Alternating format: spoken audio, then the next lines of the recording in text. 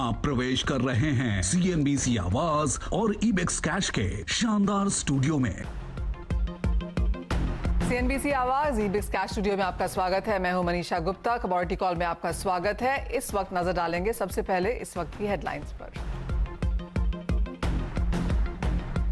महाराष्ट्र और गुजरात के कई इलाकों में सुबह से लगातार बारिश। मौसम विभाग ने अगले 48 घंटे भारी बारिश की चेतावनी जारी करी। उधर आंध्र प्रदेश और ओडिशा पर चक्रवात जवाद का साया।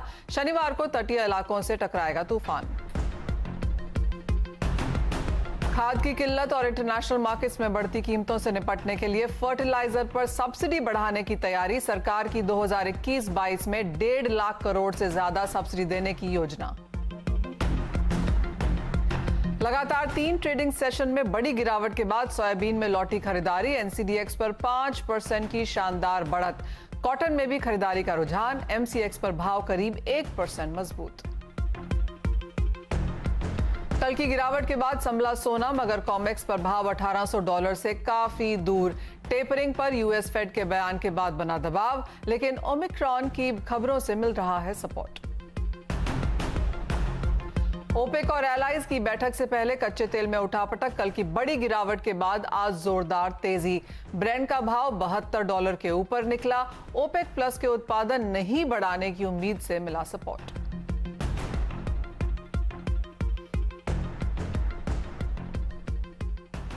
हमारे साथ है मोतीलाल ओसवाल कमोडिटीज के नवनीत दवानी और IIFL सिक्योरिटीज के अनुज गुप्ता। आप दोनों का कार्यक्रम में स्वागत है। नवनीत, अंतर्राष्ट्रीय बाजारों से पहले शुरुआत करेंगे और काफी सारा डेटा है वॉच करने के लिए, चाहे वो ओपेक और एलाइज की मीटिंग है या फिर फ्राइडे को नॉन फार्म पेरोल डेटा। इन दोनों से ही पहले आपकी टॉपिक्स कहाँ हैं? मनीषा जी, लास्ट 2-3 दिनों में हमने देखा है कि गोल्ड और सिल्वर प्राइसेस में अच्छी गिरावट आई है और थोड़ी सी स्टेबिलिटी पिछले शाम के सेशन से और आज देखने मिल रही है। मेरे हिसाब से silver risk reward point of view से बहुत अट्रैक्टिव लग रहा है और यहाँ पर थोड़ी सी बाइंग इमर्ज हो सकती है। 62,000 के आसपास बाई किया जा सकता है। 61,600 का आप स्टॉप लगाइए एंड 62,800, 63,200 तक के टारगेट देखने मिल सकते हैं। सेकेंड ट्रेड रहेगा क्रूड में, जहाँ पे हमने करीब करीब 10 से 12% की गिरावट लास्ट 7 सेशन में देखी है।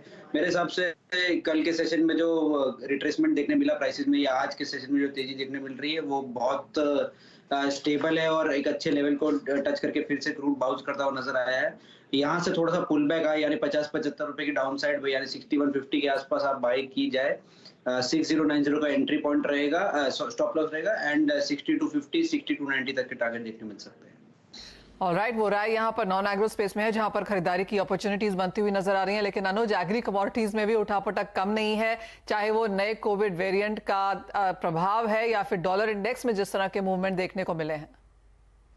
जी मनीषा जी, हमने एग्रीकल्चर कमोडिटी में पिछले 2 दिनों की गिरावट के बाद आज थोड़ा सा बाउंस बैक आते हुए देखा है, मगर हमें लगता है कि इस कोविड की वजह से जो नया वेरिएंट आया है उससे कहीं ना कहीं कमोडिटी मार्केट इफेक्ट रहेगी।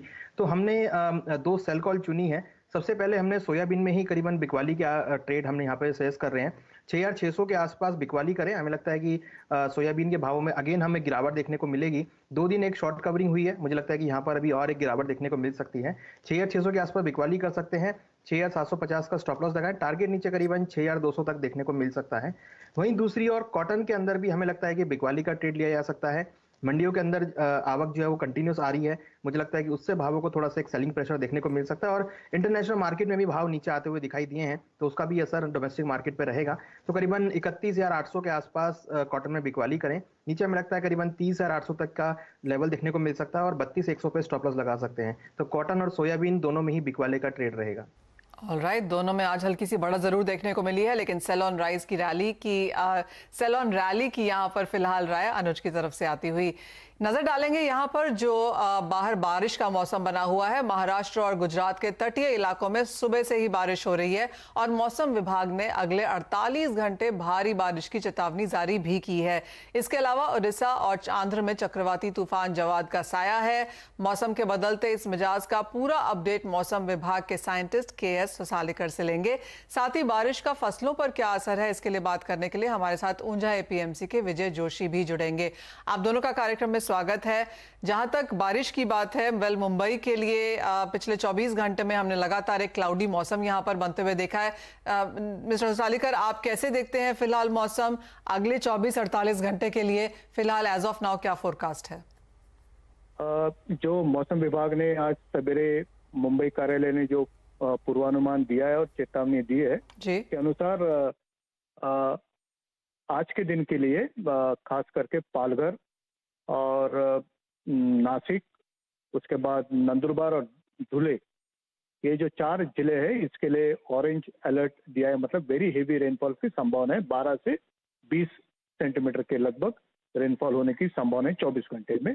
और जो दूसरे इलाके हैं जैसे कोंकण के बाकी के इलाके जैसे मुंबई, थाने, रत्नागिरी, सिंधुदुर्ग और साथ ही साथ जो हमारा मध्य महाराष्ट्र है जिसमें पुणे, सातारा, बाकी के जो जिले आते हैं, तो यहाँ पर जो है येलो अलर्ट दिया हुआ है। मतलब यहाँ पे थंडरस्टॉर्म के साथ हेवी रेनफॉल हो सकता है। और कल जो है ये सिस्टम में बहुत इम्प्रूवमेंट होने की संभावना भी मौसम विभाग ने जताई है। और जो समुद्र है, अरबी समुद्र, ईस्ट सेंट्रल अरेबियन सी, जो महाराष्ट्र तटवर्तीय है, तो यहाँ पर फिशरमैन के लिए भी वार्निंग है, मछुआरों के लिए भी वार्निंग है। और इस साथ ही साथ जो विंड्स रहेगी वो भी जो है वो जोरदार रहने की संभावना भी इसमें जताई गई है। तो मछुआरों को कहा गया है कि वो they should not venture into the sea. So mister Salikar, आप कह रहे हैं कि ये जो कंसर्न्स हैं या जो ये येलो अलर्ट है मुंबई के लिए, अगले 24 घंटे के लिए ही है और कल से यहाँ पर मौसम बेहतर होने की उम्मीद है? हाँ, मतलब बेहतर मतलब ये रहेगा कि जैसे आज जो मुंबई में अभी तक तो कोई भारी बरसात नहीं हो रही है, लेकिन सवेरे से जो है आसमान जो है बादलों से ढका हुआ है और कंटिन्यू जो है लाइट टू मॉडरेट रेनफॉल पूरे मुंबई और थाने के आसपास के इलाके में हो रही है। और इसी तरह का माहौल रहने की संभावना है। और आने वाले समय में, मतलब आने वाले जो अभी रात का समय या शाम के बाद, हो सकता है इसमें कुछ जगह पे तेज बरसात होने की भी संभावना है। मिस्टर सालिकर, दूसरा सवाल आपसे यहाँ पर जो साइक्लोन जवाद है उसको लेकर भी है। आंध्र प्रदेश में इसका फॉल 4 दिसंबर को फिलहाल माना जा रहा है। किस तरह की कंसर्न्स और उन जो कोस्टल एरियाज हैं उन स्टेट्स के लिए क्या फोरकास्ट है? जो पूर्वानुमान दिया है उसके हिसाब से जो लो प्रेशर जो है, कम दबाव का क्षेत्र जो है वो अंडमान और उसके अंडमान का जो समुद्र है उसके और उसके अगल बगल के इलाके में, आसपास के इलाके में है। और ये थोड़ा सा इसके बाद ये इंटेंसिफाई होगा डिप्रेशन में आने वाले 24 घंटे में। जैसे मतलब कल 2 दिसंबर को ये डिप्रेशन होगा और उसके आगे चलते आने वाले 24 घंटों में ये सेंट्रल बे ऑफ बंगाल के ऊपर जो सागर है, समुद्र है, वहां पर जो है ये साइक्लोन बनने की संभावना है। और ये एक बार साइक्लोन बनने के बाद ये नॉर्थ वेस्टर्ली मूव करेगा और संभावना ये जताई जा रही है मौसम विभाग के पूर्वानुमान अनुसार कि ये नॉर्थ आंध्रा और साउथ उड़ीसा के बीच ये तटवर्ती प्रदेश के नजदीक आने की संभावना 4 तारीख को, मतलब सैटरडे अर्ली मॉर्निंग को ये पहुंचने की संभावना जताई है। तो इसके चलते जो है एक प्री साइक्लोन वॉच भी जो है मौसम विभाग ने आज जारी किया है और उसमें इस तरह की बातें जो है बताई गई है कि किस तरह की विंड रहेगी या किस तरह का पूर्वानुमान, मतलब किस तरह का माहौल रहेगा। मिस्टर सालिकर, बहुत शुक्रिया वो सारा कुछ हमें बताने के लिए। तो ऑफकोर्स जो डिप्रेशन है जिसका इम्पैक्ट हम महाराष्ट्र, गुजरात और आसपास के इलाकों में देखेंगे वो आज और कल के लिए है और उसके बाद यहाँ पर जवाद पर नजर रहेगी क्योंकि वो लैंडफॉल यहाँ पर 4 दिसंबर, जैसे कि मिस्टर सालिकर बता रहे थे, सैटरडे को होने वाली है। लेकिन इस बीच यहाँ पर रबी की जो फसल खड़ी है उसके लिए क्या देखा जाए, काफ़ी सारे फल फ्रूट को लेकर भी यहाँ पर स्टेटमेंट्स आई हैं, वार्निंग्स आई हैं, एडवाइजरी जारी की गई है कि उसको भी सेफ रखने की ज़रूरत है। विजय, आप कैसे देखते हैं, क्योंकि बुआई चालू है, कई रबी फसलें यहाँ पर खड़ी हैं, जो ये रीसेंट बारिश है इसका कैसा असर आप आते हुए देखेंगे? वेदर डिपार्टमेंट से जब फोरकास्ट आया था कि ये 2-3 दिन माहौल खराब रहने वाला है, तो आज मैं नॉर्थ गुजरात हमारे इलाके बात होती है, आज सिर्फ यहाँ पर बादलवाई है, यहाँ पर कोई बारिश नहीं है। लेकिन साउथ गुजरात और सौराष्ट्र के रीजन है वहां पर कुछ जगह बारिश हुई है। लेकिन मौसम खराब हो तो कुछ जगह नुकसान और कुछ जगह फायदा भी होता है। मौसम सभी जगह समान नहीं होता है। जैसे कि रबी फसल में हम जीरा की बात करें तो अभी जीरा की जो सोइंग हो रही है और हो चुकी है, तो उसमें कुछ जगह आप देखो कि पानी भी देना टाइप पे जो जीरे में पानी देते हैं, तो आज समझो कि बारिश हो जाती है तो वो उसको नुकसान नहीं करती है फसल को। लेकिन अभी समझो कि ये 3 दिन मौसम खराब है तो उनका जो सोइंग का भी वो डिले हो जाएगा, वो होल्ड पर करेंगे, जो नया सोइंग करेंगे वो डिले करेंगे। 3-4 दिन मौसम क्लियर होने के बाद सोइंग स्टार्ट करेंगे। कुछ फसल ऐसी होती है कि जैसे वो खड़ी, जैसे कॉटन है, कॉटन फार्म में खड़ा होता है तो वहां पर वो कुछ नुकसानदेह वहां पर हो जाता है। और समझो कि कोई फार्मर का कोई प्रोडक्ट फसल उनके माल रेडी तैयार क्रॉप तैयार करके उन्होंने गोदाम में ये खुली जगह पर रखा, वहां पर वो नुकसान की खबरें ऐसी मीडिया में भी यहाँ पर लोकल हमारे गुजरात चैनल पे आई है। तो कुल मिला के आगे कैसा मौसम रहता है 2-4 दिन, बारिश अगर नॉर्मल हो जाता है 2 दिन के अंदर मौसम, तो ये जो जीरा है स्पेशली, तो 3 दिन के लिए डिले होल्ड पर किया, बाद में सोइंग स्टार्ट हो जाएगा। तो मेरे हिसाब से इसमें अभी कोई नुकसान की वाली बात नहीं है।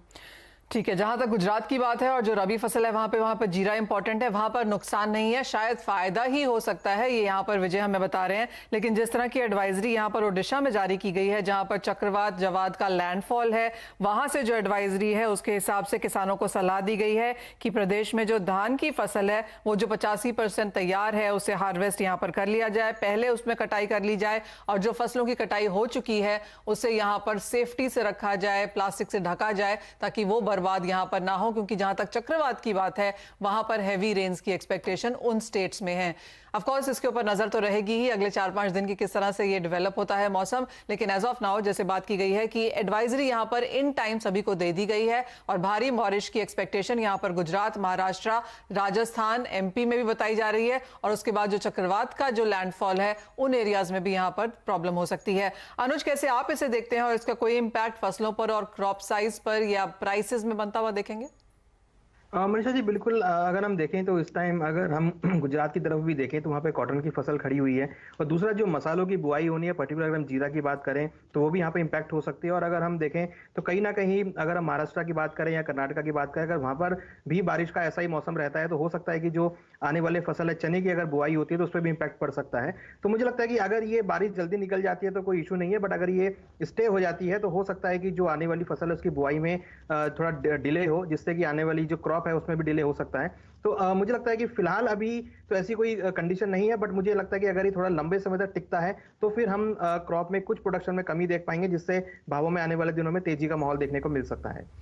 ऑल राइट, यानी कि कॉटन, चना, जीरा, धान, इन सभी फसलों पर हमारी नजर रहेगी। और जैसे कि कहा जा रहा है कि अगले 3-4 दिन यहाँ पर काफी इंपॉर्टेंट रह सकते हैं, उसके बाद एक बार असेसमेंट लेनी होगी कि किस तरह से यहाँ पर फसल की कंडीशन है। लेकिन इसी के साथ रुकेंगे एक ब्रेक के लिए। ब्रेक के बाद अपने दर्शकों को जोड़ेंगे अपने साथ, लेंगे उनके सवाल।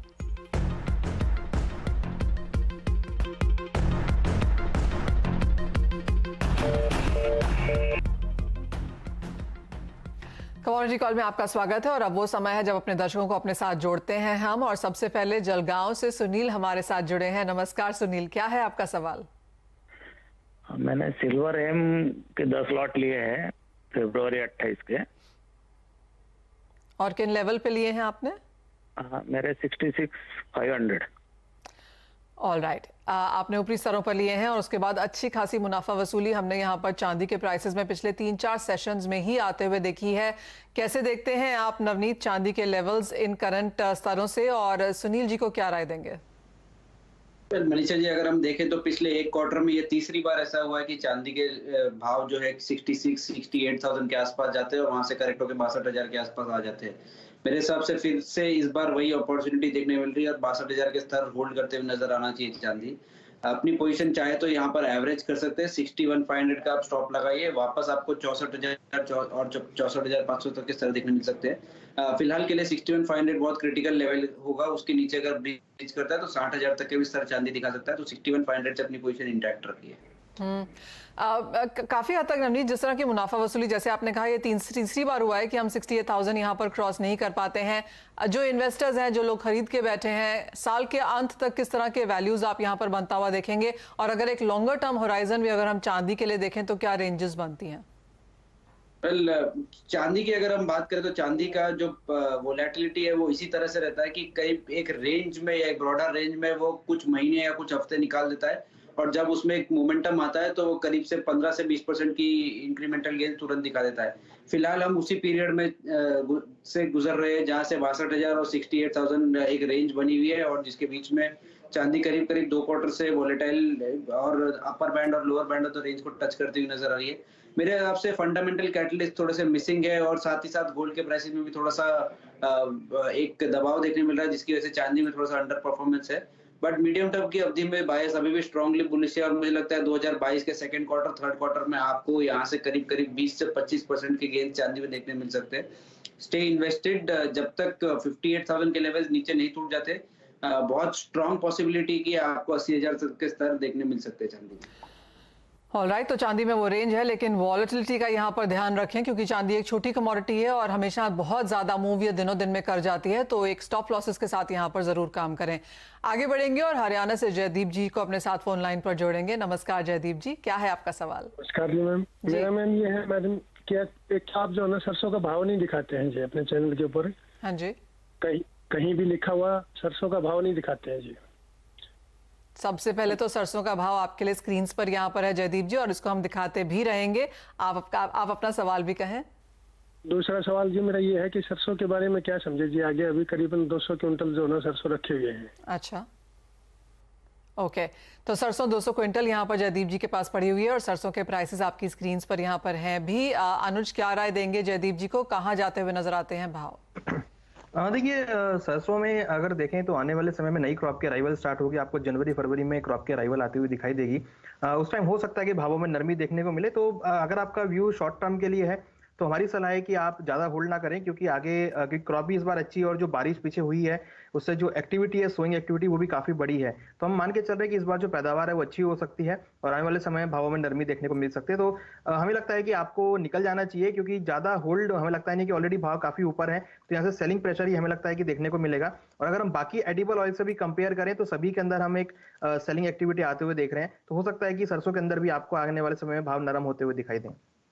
अनुज, क्योंकि सरसों का वायदा यहाँ पर ऑलमोस्ट सस्पेंड जैसा किया है, तो कैसे अगर ध्यान भी रखना हो, अगर वॉच भी करना हो, व्यूअर्स देखना भी चाहें, तो कैसे उसको करना चाहिए उस पर काम?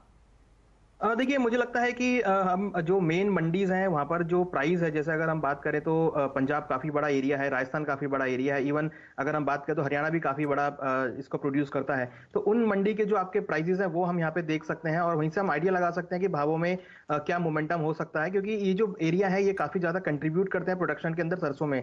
हमें लगता है कि इन एरिया की जो प्राइस पुलिंग है वो यहाँ पर हम कर सकते हैं। उससे आपको आइडिया मिलेगा कि किस तरीके का प्राइस का डायरेक्शन देखने को मिल रहा है। हालांकि फ्यूचर्स मार्केट में नहीं है, बट हाँ स्पॉट मार्केट का मुझे लगता है कि यहाँ पर व्यू लेकर हम ट्रेड ले सकते हैं। क्लियरली हम कोशिश यही करेंगे आपके लिए और सभी व्यूअर्स के लिए और जो ट्रेड करते हैं उनके लिए भी कि हम आपको स्पॉट प्राइसेस यहां पर आगे से दिखा चुके हैं, स्पेशली उन कमोडिटीज के जहां पर अब कारोबार सरकार ने बंद किया है। फ्यूचर्स के लिए चना, सरसों कुछ एक ऐसी कमोडिटीज हैं जहां पर ट्रेड अच्छा खासा होता था, लेकिन अब जैसे अनुज भी कह रहे हैं और जैसे हमारे व्यूअर्स भी कह रहे हैं, स्पॉट प्राइसेस हम आपको यहाँ पर दिखाने की जरूर कोशिश करेंगे। लेकिन इसी के साथ फिलहाल इस कार्यक्रम में इतना ही समय है। नवनीत, अनुज, बहुत शुक्रिया साथ जुड़ने के लिए, साथ देने के लिए भी तमाम दर्शकों का उनकी स्ट्रैटेजीज बनाने में। मुझे दीजिए इजाजत, आप बने रहिए CNBC आवाज पर।